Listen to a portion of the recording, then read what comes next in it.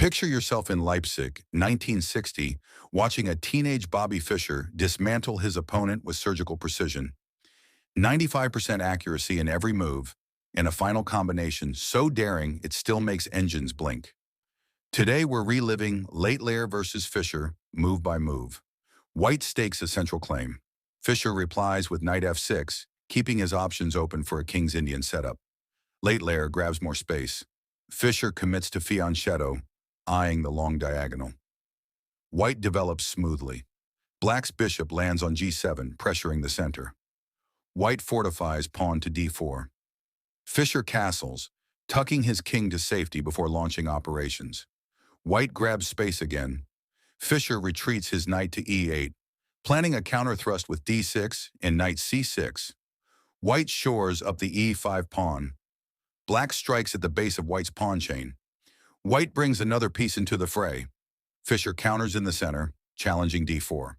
White grabs on c5.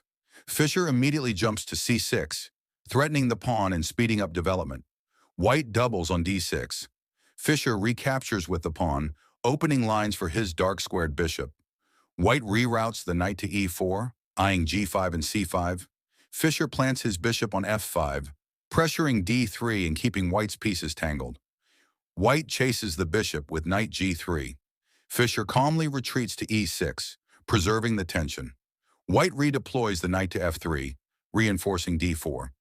Fischer centralizes his queen, aligning on the c-file. White eyes b7 and h7 with his queen. Fischer decides to simplify. He captures on e5, liberating his pieces.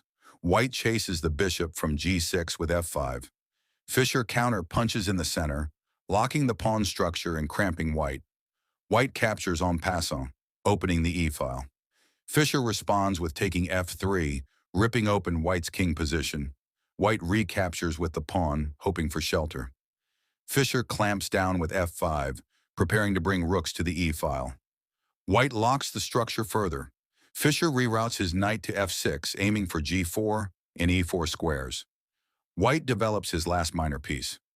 Fischer doubles rooks on the e-file, eyeing the e3 square.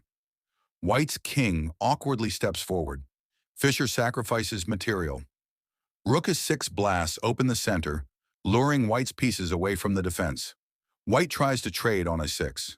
Fischer centralizes his second rook, piling on pressure. Here comes the spark.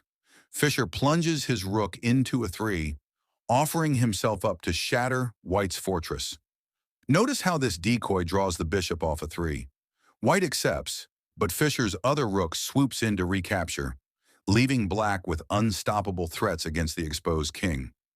White scrambles. Fischer's queen slides into f4 with check, forking king and rook, and sealing the fate of the game. A final flourish.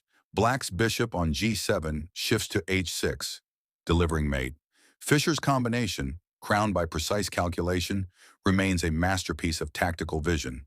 From the opening skirmish to the explosive climax, Fischer's handling of the center, his daring rook sacrifice, and flawless endgame technique showcase why he was destined for greatness. Thanks for watching. Now go fire up your board and try spotting those tactical themes yourself.